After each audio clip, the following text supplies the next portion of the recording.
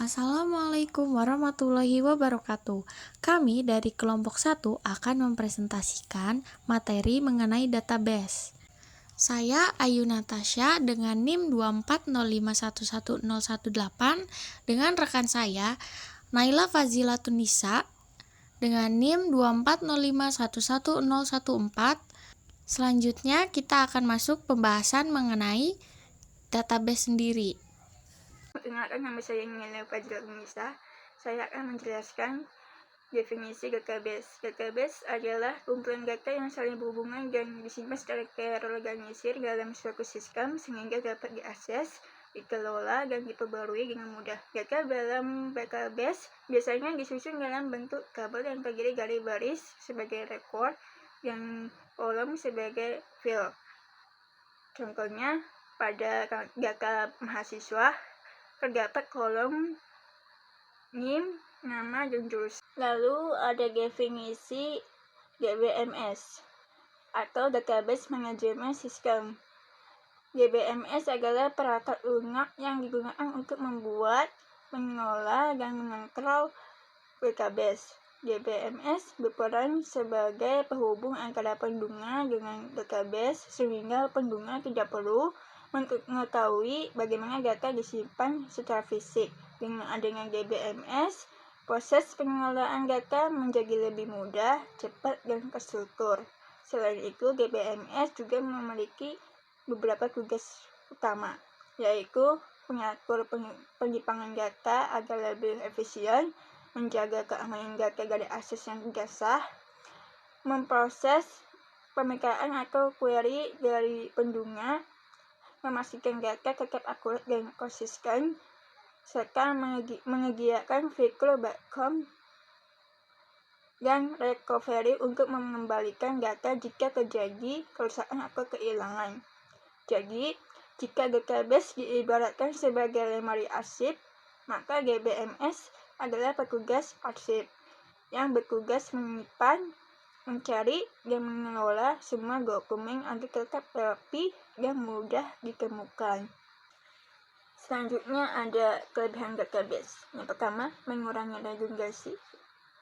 Yang kedua, menjaga konsistensi dan integritas data. Yang ketiga, mempercepat pencarian data dengan SQL. Keempat, mendukung akses oleh banyak pengguna secara bersamaan. Yang kelima, meningkatkan keamanan data melalui pengaturan hak akses. Terakhir, menyediakan fitur backup dan recovery untuk memulihkan data jika terjadi kerusakan. Ada komponen database. Sistem database terdiri dari 5 komponen utama, yaitu yang pertama, hardware sebagai perangkat fisik untuk menyimpan data. Kedua, software, yaitu DBMS yang digunakan untuk mengolah database. Ketiga, data sebagai informasi yang disimpan. Keempat, prosedur, yaitu aturan atau langkah dalam pengelolaan database. Dan yang terakhir adalah pengguna, yaitu orang yang mengelola maupun menggunakan database seperti administrator, programmer, dan end user. Kelima komponen ini saling bekerja sama agar sistem database dapat berjalan dengan baik. Hai, perkenalkan, nama saya Ayu Natasha. Di sini saya ingin menjelaskan jenis-jenis database. Database sendiri itu memiliki beberapa jenis yang dapat disesuaikan dengan kebutuhan penyimpanan dan pengolahan data. Yang pertama itu ada database relasional, merupakan database yang menyimpan data dalam bentuk tabel yang saling berhubungan melalui relasi. Contohnya itu MySQL dan PostgreSQL. Yang kedua ada database NoSQL, digunakan untuk data yang tidak selalu terstruktur dan mampu menangani data dalam jumlah besar dengan lebih fleksibel. Contohnya itu MongoDB. Yang ketiga, database hierarki. Database hierarki itu digunakan untuk menyusun data seperti struktur pohon, di mana setiap data itu memiliki hubungan induk dan anak. Yang keempat, ada database jaringan. Database jaringan sendiri memungkinkan satu data memiliki lebih dari satu hubungan, sehingga strukturnya itu lebih kompleks dibanding hierarki. Yang terakhir, ada database terdistribusi. digunakan untuk menyimpan data di beberapa server atau lokasi yang berbeda tetapi dapat diakses sebagai satu kesatuan. Selanjutnya itu ada contoh DBMS. DBMS atau Database Management System adalah perangkat lunak yang digunakan untuk membuat, mengelola, dan mengakses database. Yang contohnya itu ada MySQL. MySQL itu banyak digunakan dalam pengembangan website karena mudah digunakan. Yang kedua, PostgreSQL itu memiliki fitur yang lebih lengkap dan cocok untuk aplikasi yang berskala besar. Yang ketiga ada Oracle Database, sering digunakan oleh perusahaan besar karena memiliki keamanan dan performa yang tinggi. Yang keempat ada Microsoft SQL Server, banyak digunakan pada lingkungan perusahaan yang menggunakan produk Microsoft. Yang kelima ada MongoDB, merupakan database NoSQL yang cocok untuk data tidak terstruktur. Yang terakhir ada SQLite. SQLite adalah DBMS ringan yang banyak digunakan pada aplikasi mobile. Jadi, setiap DBMS sendiri itu memiliki kelebihan dan kelemahannya masing-masing, sehingga pengguna dapat memilih sesuai dengan kebutuhan aplikasinya. Berikutnya, ada penerapan database. Database sendiri itu digunakan hampir di seluruh bidang karena berfungsi menyimpan dan mengelola data. Contohnya itu di bidang perbankan.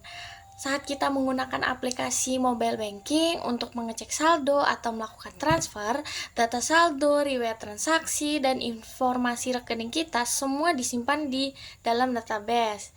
Jadi, setiap transaksi yang kita lakukan itu akan tercatat secara otomatis. Yang kedua, e-commerce.